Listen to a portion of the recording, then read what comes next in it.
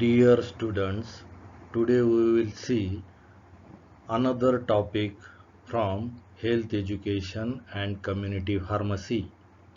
The topic name is environment and health.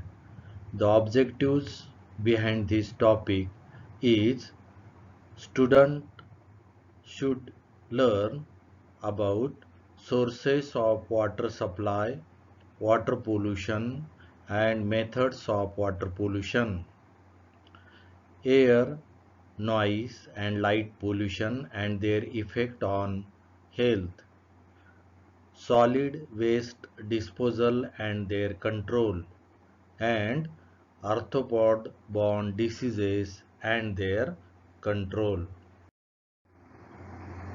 We will start first the sources of water supply. Main sources of water supply are rainwater, surface water, groundwater and seawater. Rainwater. Rain is the primary source of all water.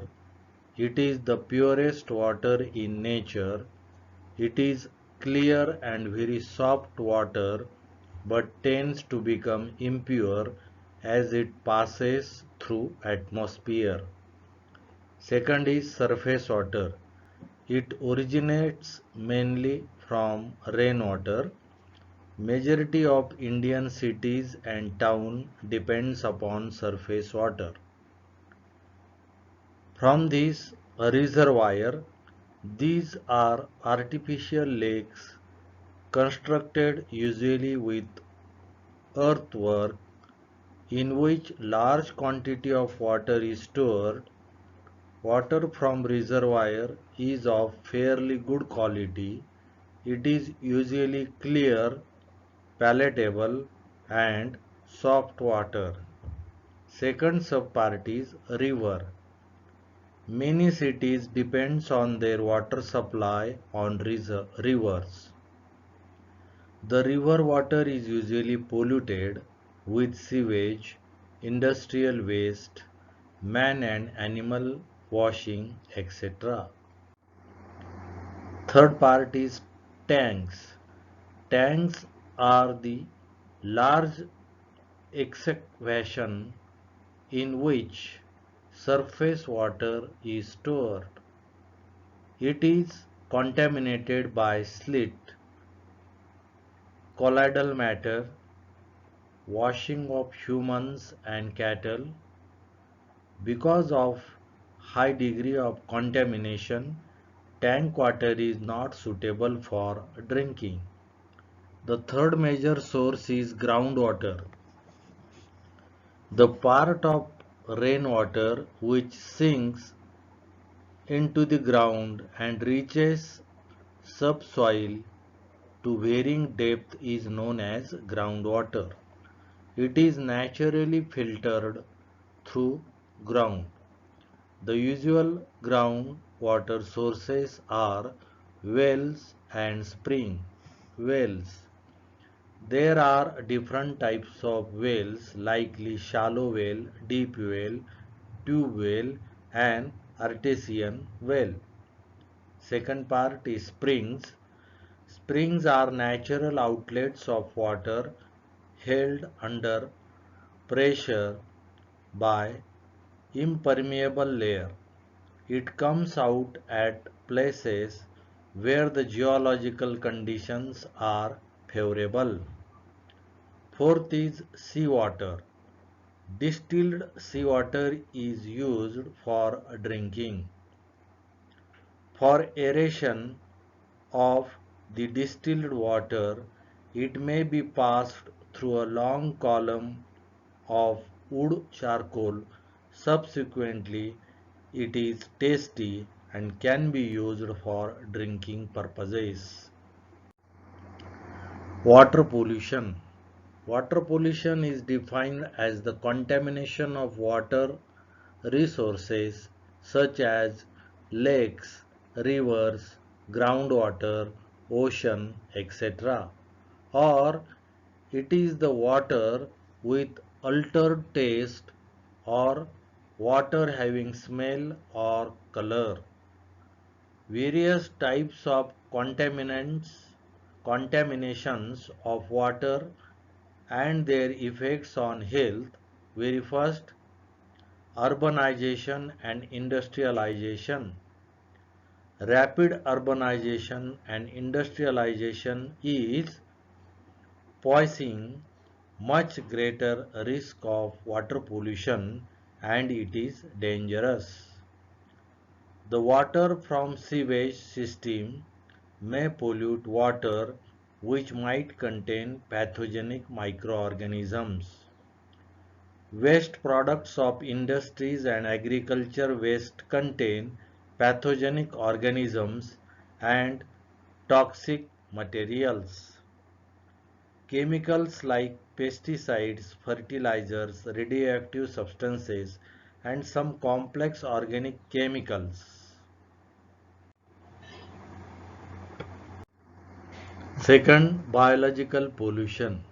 Water pollution is caused by microorganisms, that is, infective agents are there, or an aquatic host is called biological pollution. And the disease is caused by such water are called as waterborne diseases like hepatitis, diarrhea, amoebiasis, etc. Third is chemical pollution. Water contaminated by waste products and chemicals used in the industries include detergents, cyanides, heavy metals, ammonia, sulfates, etc. Chemical pollution is very harmful because once the chemical starts getting mixed with water, community which is using this water have long-term irreversible toxic effect. If such water is consumed by aquatic animal or used in agriculture, the consumer which are taken these crops, fruits and animals like fishes will also affect on consumer. Waterborne diseases. Consumption of contaminated water with pathogenic microorganisms leads to so many diseases known as waterborne diseases. They are classified as bacterial diseases, viral diseases, protozoal diseases, worm diseases, and disease due to toxic substances. Bacterial diseases are diarrhea, dysentery, typhoid, paratyphoid, and cholera. Viral diseases are poliomyelitis, viral hepatitis. Protozoal diseases are amoebiasis, giardiasis. Worm infections are roundworm, threadworm. And last, diseases due to toxic substances are lead, arsenic, cadmium, chromium, copper, mercury, etc.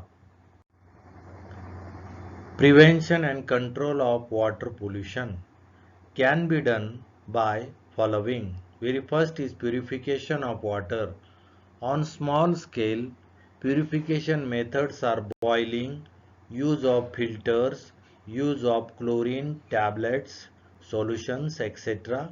And large scale purification is either slow, that is biological sand filtration, or rapid, that is mechanical sand filtration methods are there. Second, avoiding water pollution by protecting water. Sources from industrial and trade waste, agricultural pollutants, physical pollutants, and from washing of animals, baths by human, etc. Purification of water. Water is purified on large scale for supply to a city or a town. It is also purified on small scale for domestic use. Purification of water on small scale. On small scale, the water can be purified by following methods: by boiling with chemicals like bleaching powder, chlorine tablets, STH, iodine, KMNO4, that is potassium permanganate, filtration, etc. Boiling. It is most suitable and satisfactory water purification method on household basis. It kills all bacteria and almost all spores, cysts and ova to give a purified water. Water should be boiled preferably in same container in which it is to be stored to avoid contamination during storage. Second method is chemical disinfection. It is done by bleaching powder. Chemically it is a CaCO2 and on standing chlorine tends to leave and the lime remains fresh. A fresh sample of bleaching powder contains 33% of chlorine. To make bleaching powder more stable, lime is added. Such a sample is called stabilized bleach. Second is chlorine tablets. Small tablets are available. They are comparatively stable. Tablet of 5.5 gram is sufficient for 20 liters of water. Next is high test hypochlorite, that is HTH. It contains 60 to 70% available chlorine and it is a calcium compound. Much stable compound, 1 gram of STH is needed for 1 cubic meter of water. Next is iodine. It is not a routine disinfectant.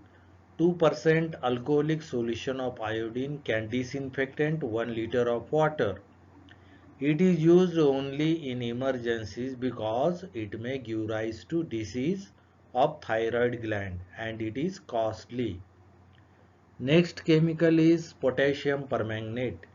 It is a strong oxidizing agent and kills cholera bacteria. It alters the taste, smell and color of water. The third major method after chemical disinfection is filtration. In house, water can be filtered using ceramic filters like Brakefield filter, Katadyn filter and Foster chambered filter.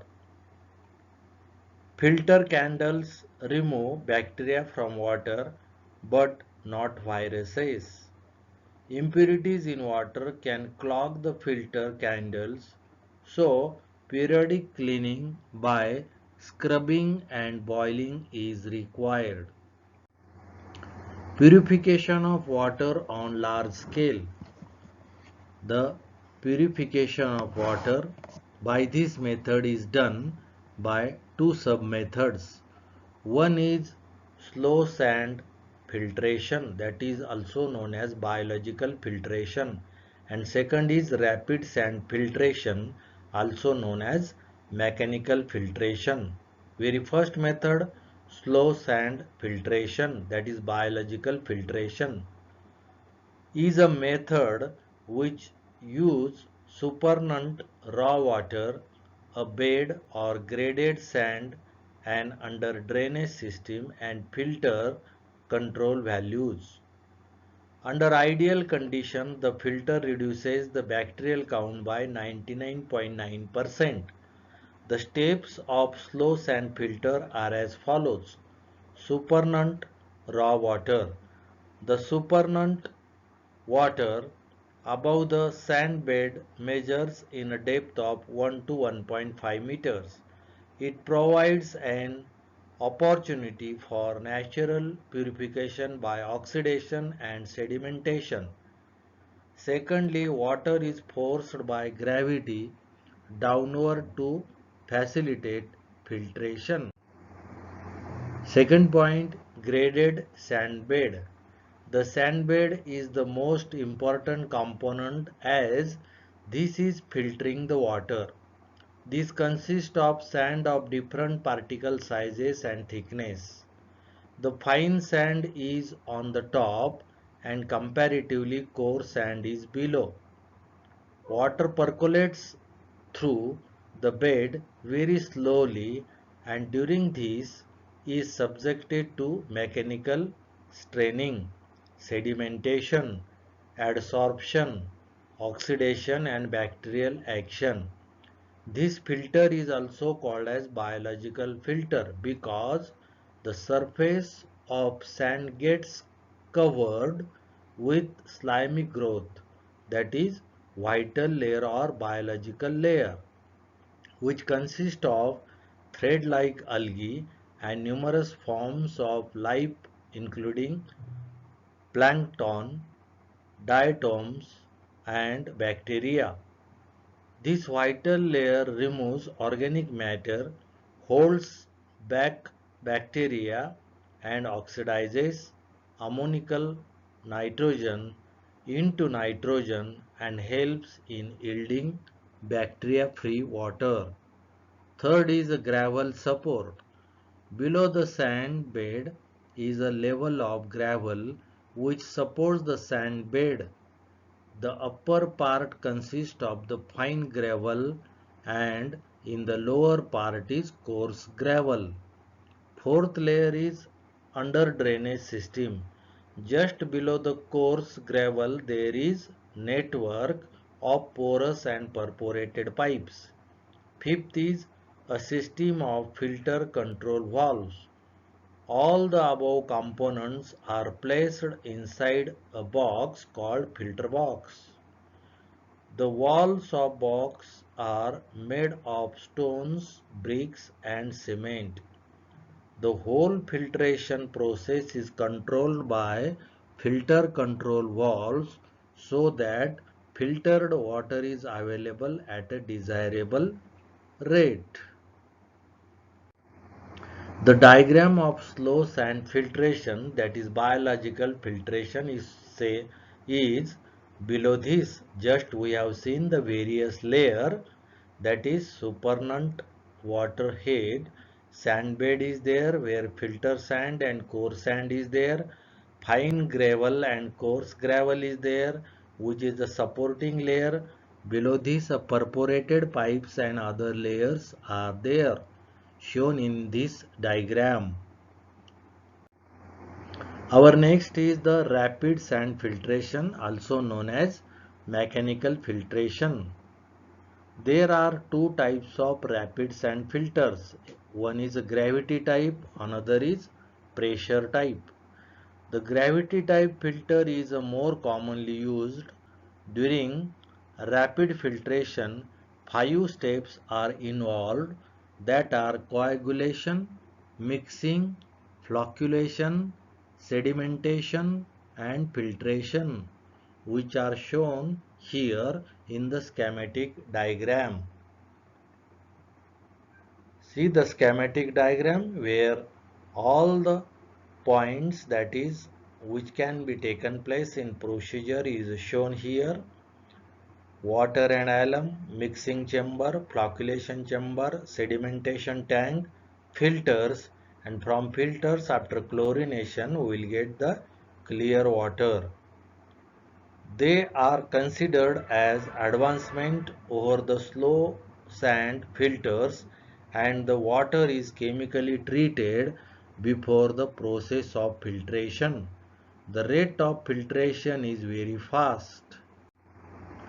The raw water is treated with alum in a dose of 5 to 40 mg per liter and the water is agitated mechanically so that alum can be dissolved and the impurities get precipitated.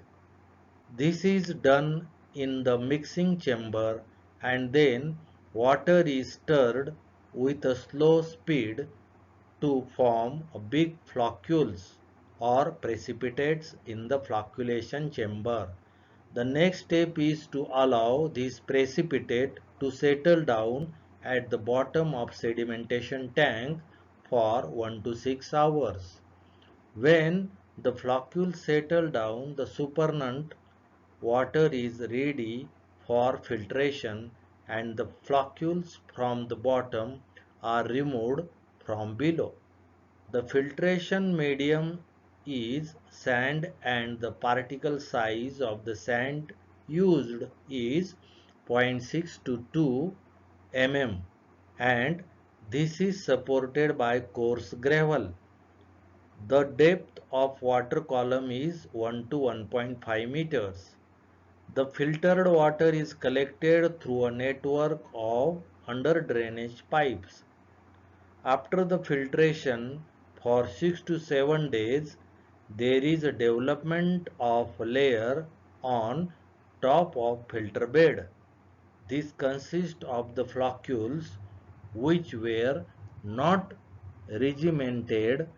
This layer adsorbs the bacteria and oxidation also takes place. Health and air, noise and light.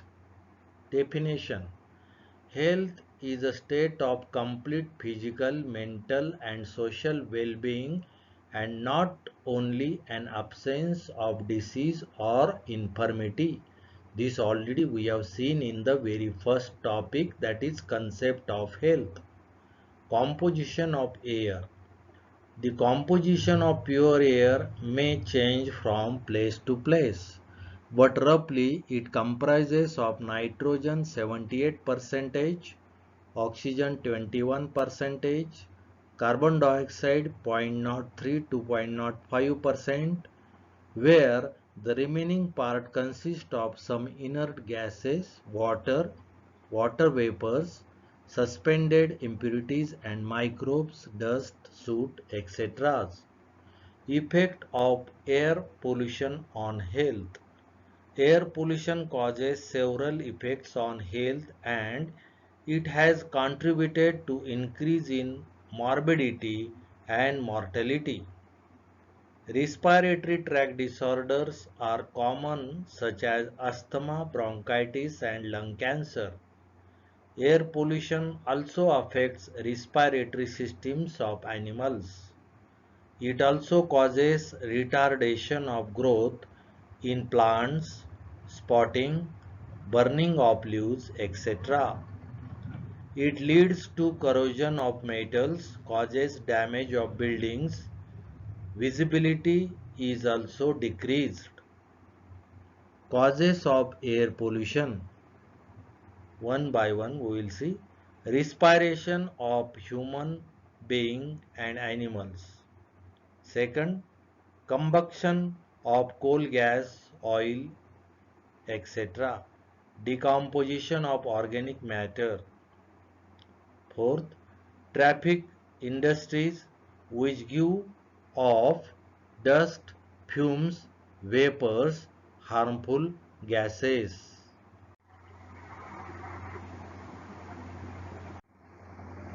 Fifth is industrial and domestic combustion of coal, oil and other fuel is the source of smoke, dust and sulfur dioxide. Sixth one is chemical industries, textile industries, oil refineries, fertilizer factories etc. contribute the air pollution. Seventh one is automobiles like heavy and light vehicles, aircrafts, trains and other forms of transport. Eighth is insecticides and pesticides sprayed on plant causes the air pollution. Ninth is nuclear energy programs also pollute the air. Methods to control the pollution. First, containment, that is stopping release of pollutants by using enclosures, air cleaning, etc. Second, replacement, that is using energy source which will not cause pollution. Example, using natural gas, electricity. Third one is dilution, that is a plantation. Next is legislation, that is law and rules like PUC, Smoke Noise Act, etc. Next is public should be educated through health education about harmful effects of air pollution. Sixth one is proper ventilators should be provided in crowded rooms. Seventh is felling and cutting of trees should be stopped. Noise pollution definition. It is defined as unacceptable sound, that is the sound not pleasant to hear, or it can be defined as it is a wrong sound at wrong place at wrong time. Health effects of noise. First, auditory effects. Whistling and buzzing sounds in ear. Feeling of fatigue takes place. Temporary hearing loss which may lead to deafness. B part, non-auditory effects. Difficulty in concentration, annoyance, decreased efficiency, psychological changes as headache, hypertension, increased heart rate, sweating, nausea, giddiness, sleep and sleep disturbances, etc. Prevention and control. Control of noise at source. It can be achieved by segregating noisy machines and by using mufflers or other noise reducer to machines. Second, control of transmission. This can be achieved by building enclosures and covering the walls and sound absorbing materials. Third, protection of exposed person. It is recommended for all workers who are consistently exposed to noise louder than 85 decibel in the frequency band above 150 Hz. Periodical audiogram checkups, use of earplugs, earmuffs are also essential. Next is education. Education of people through available media is required to highlight the importance of noise as a community hazard. Next is light. Natural or artificial light is available at all places. Natural sunlight should be used wherever possible, both for economy and for better health. Advantages of light. Light helps for effective vision. Light causes many rhythmic changes in biological functions, physical activity, sleep, food consumption, water intake, body temperature, melanin synthesis, and the rate at which glands secrete hormone all vary with the duration of light availability, that approximately 24 hours. Third is phototherapy, that is exposure to light has a direct beneficial effect on the liver for controlling the hyperbilirubinemia in premature infants. Fourth is light acts on the skin to synthesize vitamin D, which is essential for proper metabolism of calcium. Disadvantages of light. Inadequate light puts strain on the visual apparatus, which leads to general fatigue and loss of efficiency. Second, exposure to natural sunlight over a long period can cause skin cancer, and in some individuals can cause a sunburn or inflammation of skin. Third, dim light can create a eye strain which can lead to headache, tiredness and loss of efficiency. The next major point under this topic is solid waste disposal and their control. Solid waste refer to discarded material from houses, street, sweeping, commercial, industrial and agricultural operations. It comprises of dust, ash, vegetables, papers and packaging of all kinds, rugs and other fabrics, glass and other combustible and non-combustible debris. In cities, waste are called as refugees. In villages, it is called as litters, and in general, it is called as solid waste or sewage. Sewage is a wastewater and it contains wastewater from public places, excreta, industrial waste. It's dirty water with bad smell. It is usually water containing 0.1% solids. It contains organic and inorganic substances, microbes, dust, fibers, etc. Sewage, if not treated, then can cause major public health problems by contamination of water, soil. Aims of sewage treatment: to decrease the content of pathogenic microorganisms and make it harmless. Second, decrease organic material and convert it to simple organic substances which do not decompose further. Thus, the sewage is made harmless by special treatment.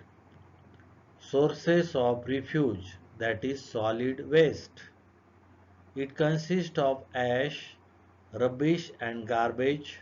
Residue from fire used for cooking and heating forms the ash. Rubbish comprises of paper, heating, metals, glass, dust and dirt. Garbage is a waste material which comes from the preparation, cooking and consumption of food items. It consists of peelings of vegetables and fruits, waste food, eggs, cells, left over of chicken and meat. Quick removal and disposal of garbage is essential as it ferments rapidly on storage. Storage of refuse. Proper storage of refuse is important before it is collected for disposal. A galvanized dustbin or plastic dustbin with close fitting cover is suitable for a household purpose. Big containers are required for community. In case of municipalities, the dustbins are emptied mechanically by lorries fitted with cranes. A recent innovation for storage of refugees is the polythene sack. Once the sack is full of refuse, it is removed with the content for disposal and replaced by a new sack. Collection of refuse. House to house collection is the best method for collection of refuse. In our country, people are expected to dump the refuse in a nearest public dustbin. The refuse is then transferred to place for disposal by a vehicle. Methods for disposal of solid waste, that is refuse. There are a number of methods of disposal, but choice depends upon local factors such as cost and availability of land and labor. The most common method of refuse disposal includes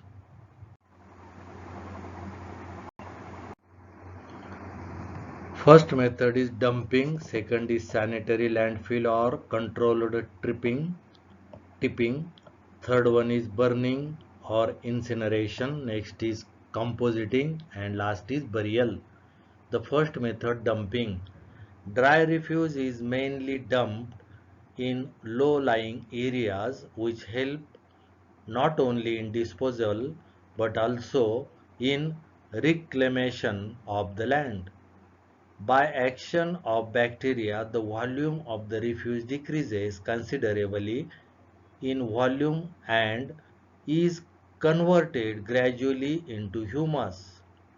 It is not an ideal method. It causes a public nuisance, attracts insects and animals, and it causes air and water pollution. Second method is controlled tipping, and sanitary landfill. This is the most satisfactory method of refuse disposal. In this method, a trench is dug. The refuse is compactly dumped in these pits, and at the end of each working days is covered with earth. When trench is full, again it is covered with earth and compacted. In this method, the chemical and bacteriological process decompose the refuse into simple substances with generation of heat. The refuse is fully decomposed at the end of 6 months and can be used as a manure. Third one is incineration or burning. Refuse can be disposed of hygienically by burning. It requires a special equipment called as incinerator. It is a hollow cylinder made up of metal. The refuse is put on the land and covered with the incinerator. Hospital refuse, which is particularly dangerous, example, infectious material, is best disposed of by burning. Fourth method is compositing. It is a method of combined disposal of refuse and night soil. The basic principle is when the refuse and the night soil excreta are dumped in a pit and covered with earth, there is anaerobic decomposition. The heat produced during decomposition kills the organisms and ultimately compost is obtained, which is used as a manure. In a big trench, layer of 15 cm refuse alternating with 5 cm of excreta are placed on one another till it is full. Fifth method is burial. Small trench is dug and refuse is put in it and covered with earth every day, and when full it is covered with earth and another trench is used. It is useful as a short-term method. Design and mechanism of septic tank. It's a tank in which household wastewater and excreta can be disposed of. It is suitable method for small communities. It is usually rectangular on a surface, usually having a length is 1.5 to 2 times the breadth, and the depth is 1.5 to 2 meters. Water is filled in the septic tank. Height of water column is 1 to 1.5 meters. There is an inlet and outlet pipe above the water level and air space above the water level. A cover of cement concrete is provided at the top of manhole in the center, and the manhole is covered with another lid. Its mechanism, the working of anaerobic digestion. The heavy solid settles down and decomposition by anaerobic bacteria which cause a reduction in volume and is rendered harmless.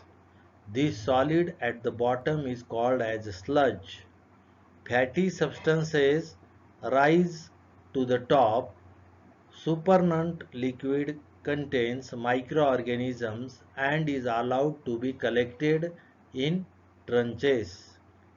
It spreads in soil and organic matter gets oxidized.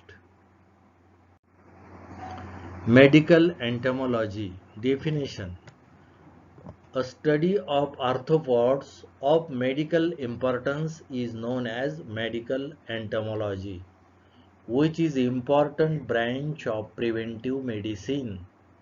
Arthropod-borne diseases and their control. Arthro means joints and pods means legs. Majority of arthropods are of no use of humans. They destroy the crops and food reservoirs. They act as a carrier of different diseases. Arthropod act by infective agents, by bites, infect human body directly. They may cause allergic reactions.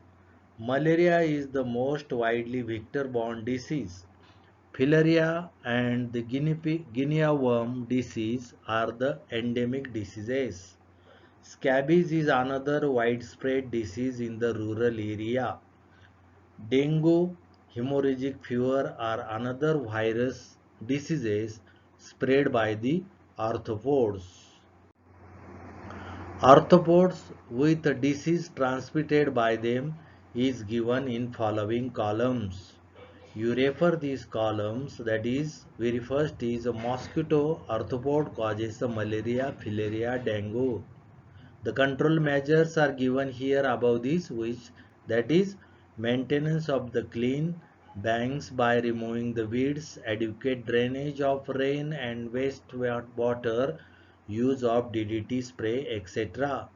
House flies are there.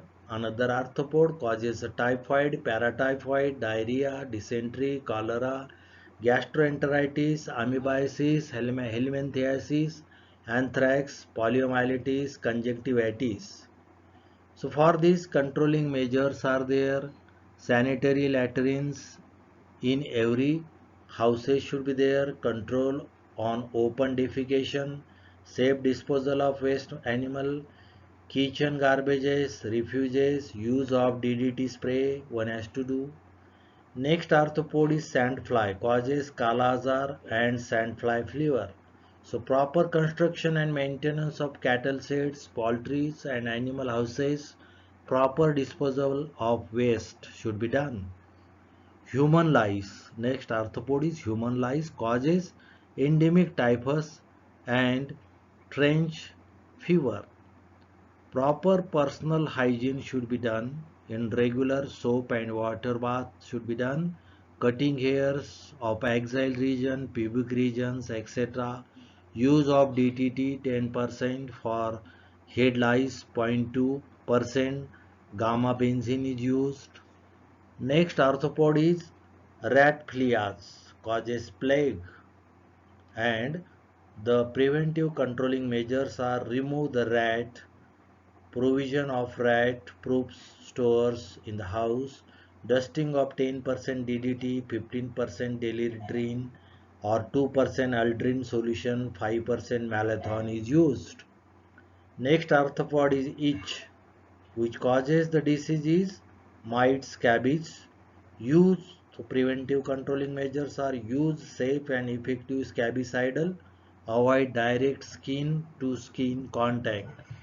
Next arthropod is cyclops, which causes a disease, guinea worm disease, and various controlling measures are community provisions of safe water supply, use water after filtration, regulation, regular disinfection of water supply from wells and other sources. Rodents, animals and diseases. Rodents live in a close association with man, and they are part of our environment. In addition to their hazardous to our health, they can also cause damage to buildings, grains, foodstuffs, and other household commodities. Rodents are classified into two groups, domestic and wild. Domestic rodents live close to man. They are good climbers and generally infest the roofs and houses. Wild rodents are a natural reservoir of plagues. Rats are instrumental in spreading number of diseases that are bacterial diseases are plague, tularemia and salmonellosis. Viral are encephalitis, Lassa fever and hemorrhagic fever. Rickettsial diseases are scrub typhus, marine typhus and rickettsial pox. Parasitics are leishmaniasis, amoebiasis and other diseases are rat bite fever, leptospirosis, ringworm. The mode of transmission may be direct through rat bite, through contamination of blood and water and through rat fleas. Control of rodents can be done by following methods. Sanitary measures. Environmental sanitization plays an important role in the eradication of rats. If basic requirements of food, water and shelter are denied to rats, their population will gradually decrease. The measures taken are proper storage, collection and disposal of garbage. Second, proper storage of foodstuffs and grains. Next, construction of rat-proof houses, godowns and warehouses. Next is elimination of rat burrows, permanently blocking them with concretes. Second is trapping. Trapping is a simple operation and can cause only temporary reduction of rat population. Hopkins Institute, Mumbai has developed a trap machine which can trap 25 rats at a time. These rats are then killed by drowning them in water. Third is rodenticides. Single dose of rodenticides are used for control of rats. These include barium carbonate and zinc phosphate. Next method is fumigation. Is the most effective method of destroying both rats and rat fleas. Fumigants used are calcium cyanide, that is cyanogas, carbon disulfide, methyl bromide and sulfur dioxide, etc. The zoonotic diseases. Zoonotic diseases are those diseases and infections which are naturally transmitted between man and animal. Such diseases are called as zoonotic diseases. These diseases and their infections are also known as zoonosis. Controlling measures of zoonotic diseases. Various controlling measures used are one by one. Very first, breeding the animal in a clean cage and sheds. Proper disposal of human excreta. Drinking milk after boiling to avoid tuberculosis. Proper cooking of beef to avoid worm infection. Fifth is immunization of animals against rabies. Sixth one is microorganisms are killed by insecticides.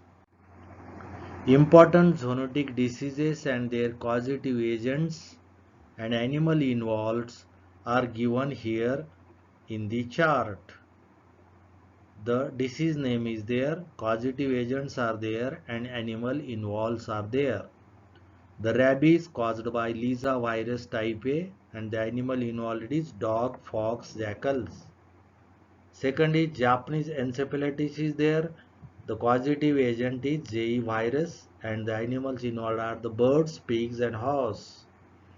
KFD disease is there, KFD virus is there, and animal is monkeys and rodents. Anthrax causes due to Bacillus anthracis. Herbivorous animals and pigs are the involved. Likewise, leptospirosis, plague, salmonellosis, tuberculosis, tiniasis, cysticercosis, leishmaniasis, toxoplasmosis, adenoidosis. So various causative agents are also I have given here in the chart. You see the chart properly. All the diseases again we will cover here in the next topics in the health education. The details, the causative agents as well as the animal involves and as well as preventive measures and their controls we will cover in the successive topics.